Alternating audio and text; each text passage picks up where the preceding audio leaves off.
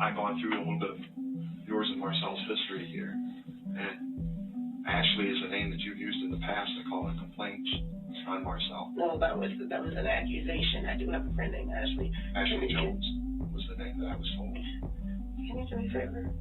What's that? Can you guys handcuff me and take me to where he is? I can't do that. Camila, the most important thing at this point is just to do some damage control here and let me know exactly what happened tonight. Sounds like you guys were arguing pretty good. According to the neighbors, they heard you. And they said that an argument was going on pretty good between you and he. Then it stopped. On the day of the murder and leading up to it, several neighbors were first-hand witnesses to Marcel and Camilla's relationship.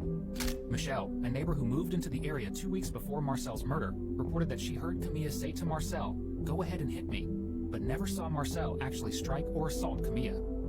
Another individual living across from the couple's home also stated that on the day Marcel was killed, she woke up at 1:30 a.m. to see Camilla throwing dishes at Marcel as he was slouched on the floor. And then, of course, we've seen you around the corner and you have all his blood on you.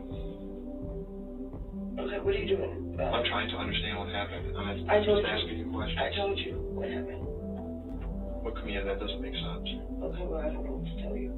Well, I would hope that you'd be honest with me. I am being honest with you. You're assuming that I'm not. I told you what happened. That's what happened. Do you understand why I'm assuming that you're not being honest? Yeah, I watched the first 48. This is what you guys do. You try to use the psychology, and guess what? It's not going to work. I told you what happened. What happened? I'm not going to repeat myself. Is this your notes right here? Mm-hmm. I said we went over there. It was dark. We went in there. You know what I'm saying? He was non-responsive. She called the ambulance. She panicked and left. I panicked and left.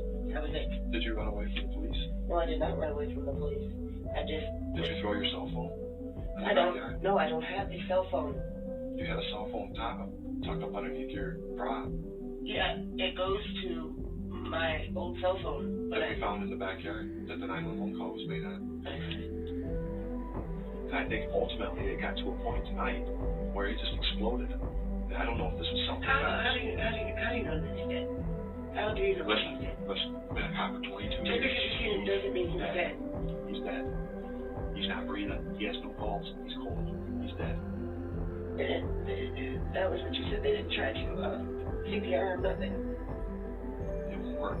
He's dead. How do you know it won't work? If you saw him, how do you know he was dead? That's what I'm asking you. I know dead. He's dead. Okay?